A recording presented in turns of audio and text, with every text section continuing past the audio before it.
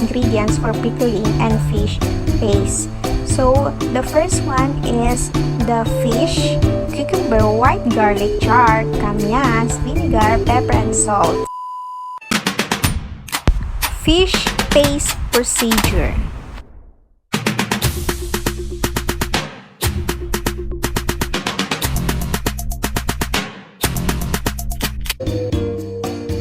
So the first step that we need to do is to wash the dilis carefully.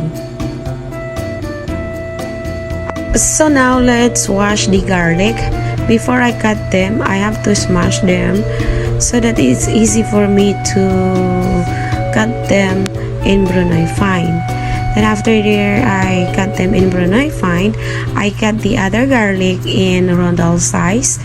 But when I'm cutting it, I made sure that the sizes are uniform. Then after that, I prepared the mise en place. I put the black pepper powder and salt. Then after that, I mix them together in a mixing bowl. Now I'm using the cooking pot because I don't have the proper mixing bowl.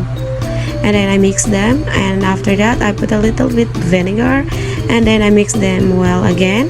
And after that I put them in the jar little by little, and for some times I'm pressing it so that it will fit together inside the jar. Then after putting them together, I'm removing the excess water or vinegar.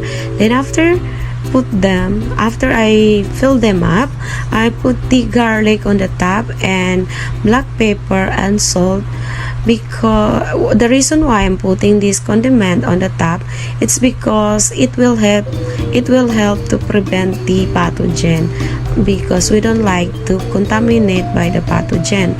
Then after that, I seal them well. A few moments later. Finally, we're done, and now we present to you our very own fish paste. Meanwhile, Pickling procedures.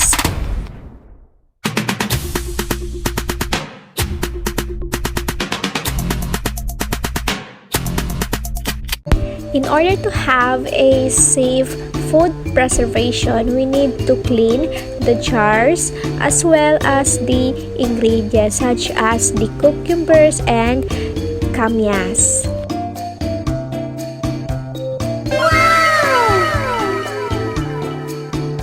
The second step is to slice the kamyas in a rondel type. Segregate after we're done and proceed to slicing the cucumber. We remove the seeds inside the cucumber and slice it in a bassinet slice, but a long version one. Now we're done preparing the ingredients, and now let's proceed to the procedure. First is to pour the vinegar in the jar and add a 2 tablespoons of salt, also the pepper and the oil. Now let's mix all the ingredients. So we need to make sure that all these ingredients are dissolved properly. Now let's place the cucumber inside the jar, and we need to make sure that all space are occupied and sealed the jar properly. For the finishing touch, let's clean the jar. 12 seconds later. So first is the vinegar, black pepper, the salt, and mix it. Then the garlic, and the last one is the kamyas. And take note, before you put the kamyas, make it sure that the salt is dissolved. Put the kamyas, we need to clean the small edges in the outside of the bottle and put the cap. Wow!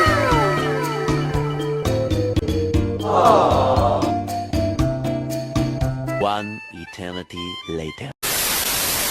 Finally, we're done making two pickles, which are the cucumber pickle and kamyas pickle. 6.5 hours later. Finally, presenting the food preservation product of girls group.